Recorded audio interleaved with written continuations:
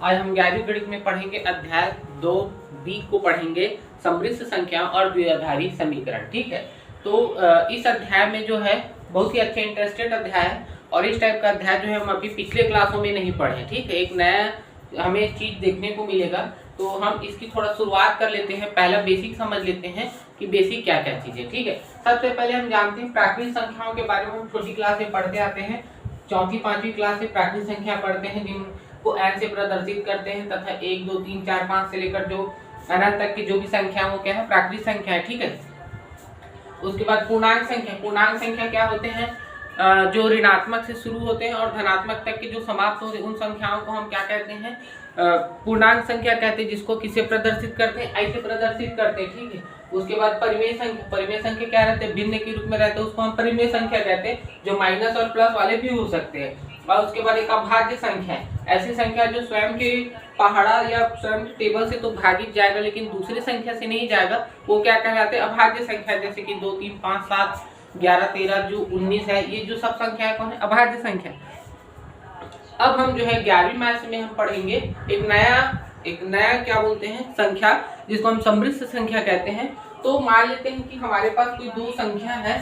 मान लेते हैं कि अगर हमारे पास x² प्लस a का वर्ग है, ठीक है, बराबर में 0 है, तो इसको हम कैसे लिख सकते हैं, x का स्क्वायर बराबर में माइनस a का स्क्वायर लिख सकता हूँ क्या। ठीक है, ऐसा लिखा जा सकता है। अब x बराबर क्या हो सकते हैं, वर्गमूल माइनस a का वर्ग, या x बराबर मैं क्या कर सकता हूँ, यहाँ पे ऐसा करते हैं -1 इंटू a का स्क्वायर कर देते। ठीक है, तो यहाँ पे बचा क्या, ये जो होगा अलग अलग कर लेते हैं। ठीक है, -1 और a का वर्ग, a वर्गमूल को काट देगा तो यहाँ पे बचा क्या, -1 इंटू a। ठीक है, x का मान क्या आया, वर्गमूल -1 रूट -1 इंटू a आया। ठीक है, तो इसको हम क्या लिखेंगे, तो यहाँ पे जो अंडर रूट -1, इसको एक नया जो है संख्या i से, जो एक ग्रीक अक्षर i है, i नहीं पढ़ेंगे, इसको हम पढ़ेंगे आयोटा। ठीक है, इसको क्या पढ़ते हैं, आयोटा।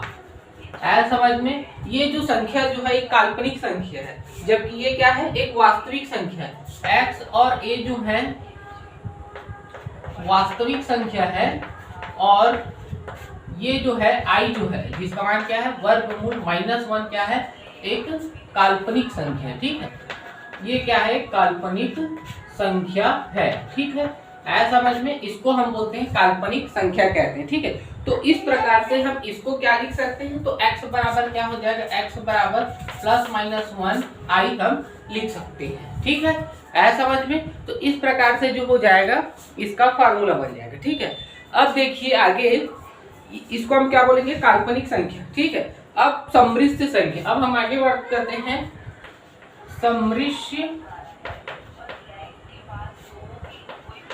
संख्या। समृद्ध संख्या को z से प्रदर्शित करते हैं, जैसे पूर्णांक संख्या को i से प्रदर्शित करते हैं, परिमेय संख्या को q से, उसी प्रकार के समृद्ध संख्या को z से प्रदर्शित करते हैं, तथा इसका फार्मूला होता है a प्लस आयोटा b। ठीक है, जहां हम बता देंगे a क्या है, a और b जो है, a और b क्या है, वास्तविक संख्या। ठीक है, संख्या है। तो जो समृद्ध संख्या में जो a जो होगा वो वास्तविक भाग कहलाएगा, वास्तविक भाग। ठीक है, और b क्या कहलाएगा, काल्पनिक भाग। क्यों कहलाएगा, काल्पनिक भाग, क्योंकि वो जो है काल्पनिक संख्या आयोटा से जुड़ा हुआ है, इसलिए जो है इसको हम क्या बोलेंगे, काल्पनिक भाग, और ये जो होगा वास्तविक भाग होगा। और समृद्ध संख्या जो है दो संख्याओं का योग रहता है, एक तो वास्तविक संख्या और दूसरा काल्पनिक संख्या से मिलकर बना होता है। ठीक है, ये हो गया।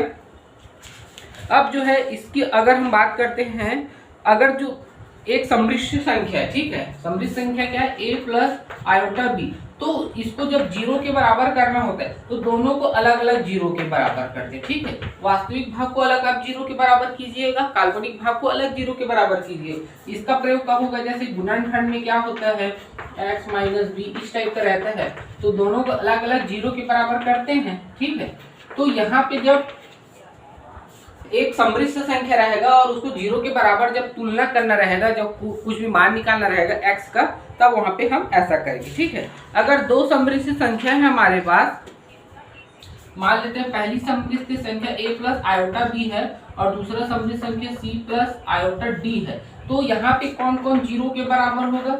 देखिए यहाँ पे जो वास्तविक संख्या के बराबर होगा, इसके लिए a जो होगा c के बराबर होगा और काल्पनिक संख्या जो होगा काल्पनिक संख्या के बराबर होगा। ठीक है, ये कुछ गुण धर्म है जिनका प्रयोग हम आगे प्रयोग करेंगे। उसके बाद है संयुग्मी सम्मिश्र संख्या। संयुग्मी का मतलब हम क्या समझते हैं? हमने संबंध फलन वाले चैप्टर में पढ़ा था, प्रतिलोम शब्द पढ़ा था, प्रतिलोम या फिर व्युत्क्रम, वही क्या है संयुग्मी शब्द है। ठीक है, जैसे कि r का संयुग्मी को हम r डैश से प्रदर्शित करेंगे। ठीक है, डैश मानेंगे, माइनस नहीं लिखेंगे। इसी प्रकार के जैसे कि यहाँ पे जो सम्मिश्र संख्या क्या है? z है, तो z का जो सम्मिश्र संख्या होगा z बार के रूप में रहेगा। ठीक है, यहाँ पे बार शब्द का या फिर डैश शब्द का प्रयोग करते हैं संयुग्मी के लिए, तो ये हो गया। और संयुग्मी कब प्राप्त होता है? जैसे कि z का मान क्या है? a प्लस आयोटा b है, तो ये जो आयोटा वाला जो मान है, काल्पनिक संख्या का मान का जो चिन्ह को हम परिवर्तन करते, उल्टा करते, जैसे प्लस है तो माइनस करेंगे, तब क्या हो जाएगा? a माइनस आयोटा b और ये कहलाएगा z बार। ठीक है, तो ये संयुग्मी वाला है। ठीक है, और ये क्या है? सामान्य जो सम्मिश्र संख्या है। कब करेंगे? जब ये चिन्ह जो होगा, जो काल्पनिक संख्या के सामने वाले चिन्ह का परिवर्तन करेंगे। वास्तविक संख्या वैसा का वैसा रहेगा, उसमें कुछ नहीं करना है। ठीक है, ये हो जाएगा संयुग्मी की बात करते। ठीक है, अब हम सम्मिश्र संख्याओं का योग कर लेते हैं और उनका योग गुणन क्या क्या है, नियम लागू होते हैं। तो पहला है दो सम्मिश्र जो संख्या है, सम्मिश्र संख्याओं का योग। ठीक है, अगर दो सम्मिश्र संख्या जैसे कि एक z1 है, इसका मान है कि a प्लस आयोटा b है, और दूसरा z2 है, इसका मान है, मान लेते हैं c प्लस आयोटा d है। ठीक है, तो जोड़ेंगे क्या होगा? z1 plus z2। ठीक है, तो इसमें क्या हो जाएगा? a plus iota b plus c plus iota d। तो जब सम्मिश्र संख्याओं का जब योग करेंगे तो वास्तविक संख्या के साथ जुड़ेगा और काल्पनिक संख्या काल्पनिक के साथ। तो यहाँ से हो जाएगा a plus c plus iota b plus d। ठीक है, तो ये हो जाएगा सम्मिश्र संख्याओं का योग। आयोटा आयोटा उभयनिष्ठ हो जाएगा, मतलब वास्तविक संख्याओं को वास्तविक संख्या के साथ जोड़ेंगे और काल्पनिक संख्या को काल्पनिक संख्या के साथ। इसी प्रकार अगर माइनस करना रहेगा तो z1 माइनस z2, तो यहाँ से क्या हो जाएगा? a plus iota b minus c minus iota d। तो क्या हो जाएगा? a माइनस c, यहाँ से माइनस को बाहर कर देते हैं। ठीक है, नहीं माइनस नहीं होगा, यहाँ से हो जाएगा आयोटा b माइनस d। ठीक है, तो ये हो जाएगा वास्तविक संख्याओं को वास्तविक संख्या के साथ घटाएंगे और काल्पनिक को काल्पनिक संख्या के साथ। अब हम बात करते हैं अगर दो सम्मिश्र संख्याओं का गुणन करते हैं, तो यहाँ पे क्या होगा? गुणन के रूप में क्या होगा? ac प्लस iad प्लस में क्या हो जाएगा? यहाँ पे ibc plus i into ibd। ठीक है, तो ये क्या हो जाएगा? ac प्लस यहाँ से क्या हो जाएगा? i बाहर होगा, यहाँ से ad और bc एक साथ रहेगा, प्लस i का वर्ग हो जाएगा। ठीक है, ये bd हो गया। तो i का वर्ग जो होता है, वो जो आगे मैं बताऊंगा उसको, i का जो मान होगा वो -1 होता है। ठीक है, तो यहाँ से क्या हो जाएगा? इसका मान जो होगा माइनस bd प्लस में i, यहाँ से हो जाएगा ad प्लस में bc। ठीक है, तो इस प्रकार से क्या हो जाएगा? गुणन करेंगे और इसी प्रकार से भाग विधि का भी हम प्रयोग कर लेंगे। ठीक है, भाग विधि को देखने की जरूरत नहीं है, जब प्रश्न आएगा तो मैं वहाँ पे आपको बता दूंगा। ठीक है, तो इस प्रकार से जो है, जो सम्मिश्र संख्या है i, इसके बारे में हमें पढ़ना है। तो इससे संबंधित एक चीज और है, थोड़ा सा बता देता हूँ, फिर हम प्रश्नवाली में आएंगे। आयोटा का फॉर्मूला क्या है? आयोटा किसको बोलते हैं? वर्गमूल -1 को। ठीक है, अगर दोनों पक्षों का मैं वर्ग कर देता हूँ, ये पहला है दोनों पक्षों का वर्ग, तो क्या होगा? i का वर्ग बराबर में -1 वर्गमूल। ठीक है, ये हो जाएगा। तो यहाँ पे क्या होगा? ये कट गया, तो आयोटा का वर्ग का मान कितना आ गया? -1। ठीक है, ये हो गया एक फार्मूला।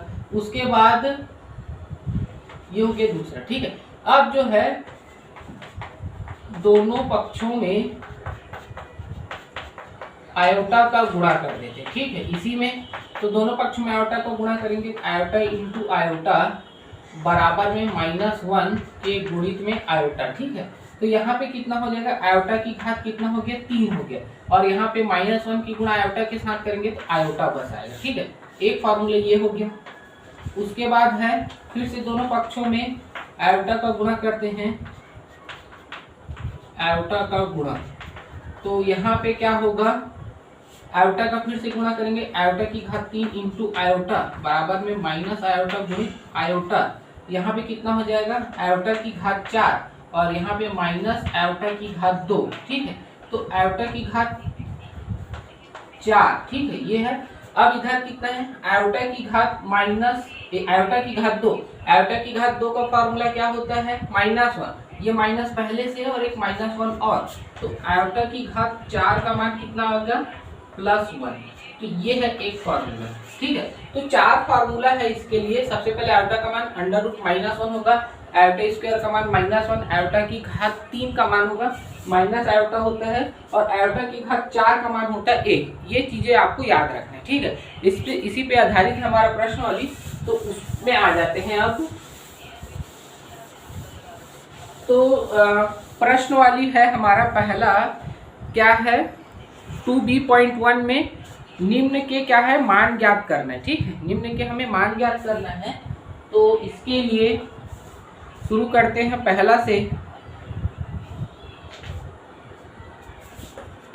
2B.1 पहला का पहला, ठीक है। क्या दिया हुआ है, मान ज्ञात करना, आयोटा की घात 28 है, इसको मैं क्या लिख सकता हूँ, आयोटा की घात 28 को मैं ऐसा लिख सकता हूँ, क्या, आयोटा की घात 4 गुणित 7, 7 चौक 28 हो जाएगा।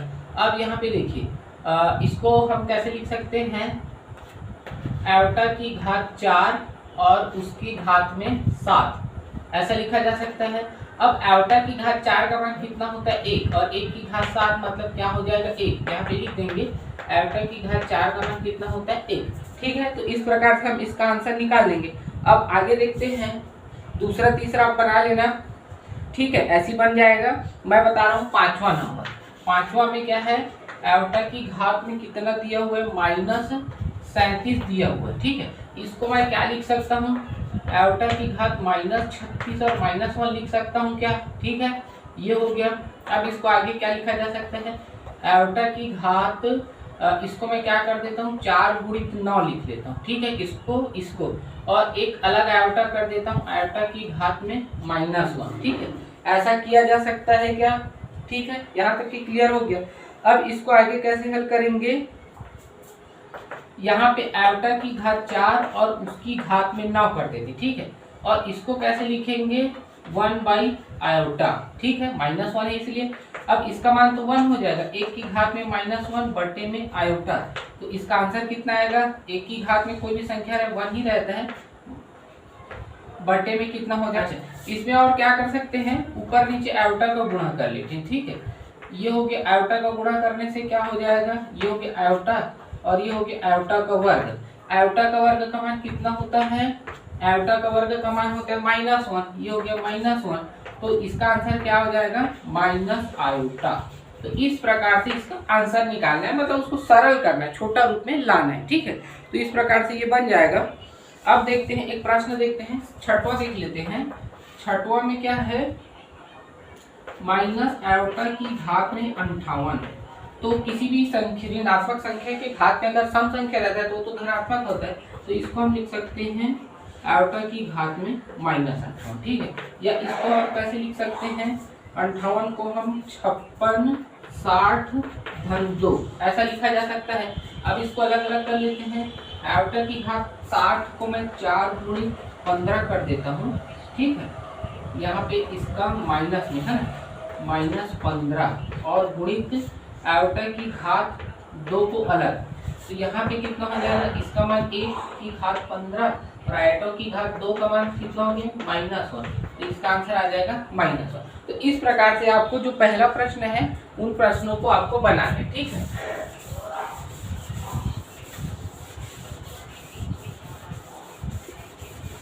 बहुत ही सरल प्रश्न वाली है, इसमें खास ज़्यादा दिमाग लगाने की जरूरत नहीं रहता है, थोड़ा सा बस दिमाग लगाओ और ये बन जाता है। ठीक है, अब जो है मैं इसका जो है प्रश्न क्रमांक 10वां बताता हूँ। ठीक है, 10वां में क्या है, आयोटा प्लस 1/आयोटा, ये प्रश्न है हमारा। ठीक है, इसको हल करना है। तो इसमें क्या करते हैं, लघुत्तम ले लेते हैं। लघुत्तम लेंगे क्या हो जाएगा, आयोटा आएगा, यहाँ पे हो जाएगा आयोटा का वर्ग प्लस 1, और फिर यहीं से कर लेते हैं। आयोटा का वर्ग का मान कितना होता है, -1 + 1 बटे में आयोटा, तो ये हो जाएगा 0 बटे आयोटा। 0 बटे आयोटा मतलब कितना हो जाएगा, 0 हो जाएगा। ठीक है, उसी प्रकार 11वां प्रश्न देख लेते हैं। इसमें है आयोटा की घात 10 प्लस आयोटा की घात 15, इसको हल करना है। तो इसको कैसे लिख सकते हैं भाई, इसके लिए हम क्या करेंगे, इसको क्या लिखा जा सकता है, आयोटा की घात 8-2 प्लस आयोटा की घात 12-3। ठीक है, तो इसको कैसे लिखेंगे, 4 × 2 लिख सकते हैं। ठीक है, और प्लस में यहाँ पे क्या हो जाएगा, आयोटा की घात 2 प्लस इसको हम क्या लिख सकते हैं, आयोटा की घात 4 × 3 प्लस आयोटा की घात 3। ठीक है, या सॉरी यहाँ पे गुणा रहेगा क्योंकि एक पद ये है। अब इसमें क्या हो जाएगा, आयोटा की घात 4 की घात 2 और आयोटा की घात 2 का मान कितना हो गया, -1 प्लस आयोटा की घात 4 पूरे की घात 3 और आयोटा की घात 3 का मान होता है माइनस आयोटा। ठीक है, तो इसका मान कितना हो जाएगा, इसका मान तो 1 होगा, 1 का गुणा -1 के साथ प्लस ये हो गया माइनस आयोटा, तो ये -1 और ये हो गया माइनस आयोटा, या फिर माइनस को बाहर निकाल देंगे तो 1 प्लस आयोटा। ठीक है, तो इसका आंसर आ जाएगा 1 प्लस आयोटा। आया समझ में। अब आगे जो बढ़ते हैं, प्रश्न क्रमांक 2 में आ जाते हैं। इसमें क्या करना है, निम्नलिखित में प्रत्येक का संयुग्मी लिखना है। संयुग्मी मतलब क्या होता है, प्रश्न क्रमांक 2 का पहला देखते हैं। संयुग्मी मतलब जो बार वाले जो है ना, जेड का बार, ठीक है, क्या रहता है, जेड बराबर क्या होता है, a प्लस आयोटा बी है, तो जेड बार के रूप में उसका संयुग्मी क्या हो गया, a माइनस आयोटा बी। ठीक है, ये होता है। तो पहला प्रश्न क्या दिया हुआ, 0 बच दिए, तो 0 को हम क्या लिख सकते हैं, 0 को हम लिख सकते हैं 0 प्लस आयोटा 0 लिख सकते हैं क्या, ये। अब इसका संयुग्मी क्या होगा, इसका जो संयुग्मी को हम कैसे लिखेंगे, 0 माइनस आयोटा 0। ठीक है, इस प्रकार से इसको बनाना है। दूसरा प्रश्न देख लेते हैं। दूसरा प्रश्न है 1 है। 1 को मैं कैसे लिख सकता हूँ, 1 क्या वास्तविक संख्या, 1 प्लस आयोटा 0 लिखा जा सकता है क्या, अर्थात इसका संयुग्मी क्या हो जाएगा, इसका संयुग्मी होगा 1 माइनस आयोटा 0। ठीक है, तीसरा को देख लेते हैं। तीसरा में है आयोटा बच दिया हुआ। ठीक है, आयोटा क्या है, एक काल्पनिक संख्या, तो इसलिए क्या लिखेंगे, 0 प्लस आयोटा इंटू 1। ठीक है, तो इसका संयुग्मी क्या हो जाएगा, इसका संयुग्मी 0 माइनस आयोटा इंटू 1। ठीक है, इस प्रकार से इसको बनाना है। चौथा देख लेते हैं एक बार, -2 प्लस 5 आयोटा। ठीक है, तो इसका संयुग्मी क्या होगा, इसका संयुग्मी तो सरल है, इसका संयुग्मी होगा -2 माइनस 5 आयोटा। ये आयोटा के साथ जो गुणांक है उसको हमें क्या करना है, बदलना है। ठीक है, चेंज करना है, तो ये हो जाएगा। इस प्रकार से हम इसको बना सकते हैं। आया समझ में। अब आगे बढ़ते हैं, बाकी आप इसी प्रकार से बना लेना है ना। चौथा, पांचवा, छठवां जो है, निम्नलिखित क्रमिक युग्मों को a प्लस आयोटा b के रूप में लिखना है। अब जो क्रमिक युग्म जो है उनको a प्लस आयोटा b के रूप में लिखना है। तीसरा प्रश्न का पहला क्या दिया हुआ है, 2 और -3 दिया हुआ है। ठीक है, तो इसमें जो प्रथम संख्या जो है ना, प्रथम वो क्या होगा, वास्तविक होगा, और द्वितीय जो होगा ये वाला द्वितीय, वो कैसा है, काल्पनिक। ठीक है, तो इसका क्या हो जाएगा, इस संख्या का a प्लस आयोटा b का रूप कैसा होगा, 2 माइनस में 3 आयोटा। ठीक है, ये हो जाएगा बस। दूसरा प्रश्न है 0 और 4। 0 और 4 को हम क्रमिक युग्म है उसको आयोटा के रूप में कैसे लिखेंगे, 0 + 4 आयोटा, ये हो गया। उसके बाद तीसरा एक ठोक और देख लेते हैं और अच्छे समझ में आ जाएगा, वर्गमूल 3 और 3, तो इसका क्रमिक युग्म का समृद्ध संख्या के रूप में क्या हो जाएगा, ये इसका आंसर हो जाएगा। ठीक है, तो इस प्रकार से आपको आगे के प्रश्नों को भी बनाना है। ठीक है, ये हो गया। अब आगे बढ़ते हैं, निम्नलिखित समृद्ध संख्याओं को क्रमिक युग्म में लिखना है। अब जो समृद्ध संख्या है उसका क्रमिक युग्म बनाना है, मतलब उल्टा कार्य करना है। तो ये तो सरल ही है। तो देखिए कैसे हो जाएगा, कौन सा प्रश्न है, चौथा का पहला। चौथा का जो पहला है, समृद्ध संख्याओं को क्रमिक युग्म में बदलना है। प्रश्न है x + 2y आयोटा। ठीक है, तो क्रमिक युग्म कैसा होता है, a और b के रूप में होगा। a b जो है समृद्ध संख्या रूप में है, तो इसका क्रमिक युग्म कैसा होगा, a और b के रूप में लिखना है। तो इसका क्रमिक युग्म क्या होगा, x और कॉमा करके 2y हो गया, बस। ठीक है, एक और देख लेते हैं, 3 माइनस में वर्गमूल 7 और आयोटा, तो इसका क्रमिक रूप में क्या होगा, 3 और माइनस √7, बस ये हो गया। ठीक है, इसको हटा देना, कॉमा लगा देना है, क्रमिक युग्म संबंध फलन में आप जानते ही हो। ठीक है, ये हो जाएगा। अब है प्रश्न क्रमांक 5वां, देख लेते हैं एक और, x और y के मान ज्ञात कीजिए। 5वां में क्या करना है, x व y के मान। ठीक है, तो इसमें क्या होगा, जैसे कि पहला क्या दिया हुआ है, 2 + x + y आयोटा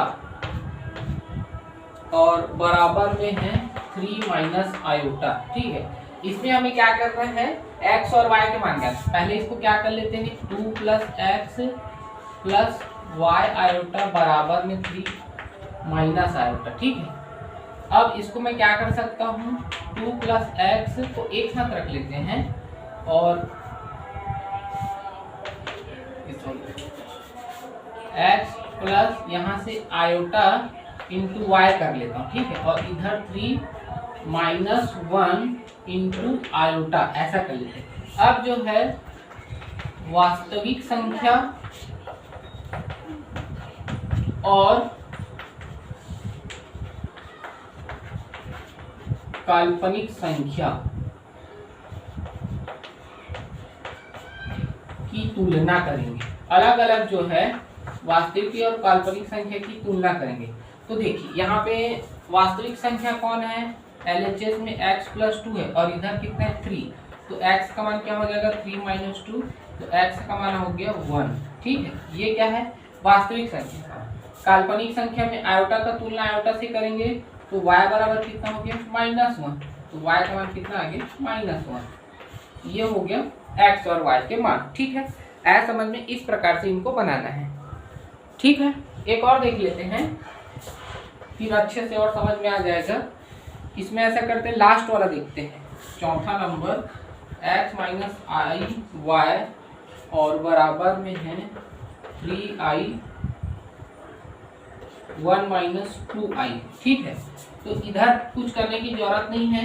यहाँ से क्या हो जाएगा, 3 आयोटा का गुणा इसके साथ करेंगे और ये 3 दूनी 6 आयोटा का वर्ग, तो यहाँ से कितना हो जाएगा, 3 आयोटा और 6 आयोटा का वर्ग का मान कितना होता है, -1, तो इसमें क्या हो जाएगा, 3 आयोटा और ये हो जाएगा 6, एक का गुणा इसके साथ करेंगे प्लस।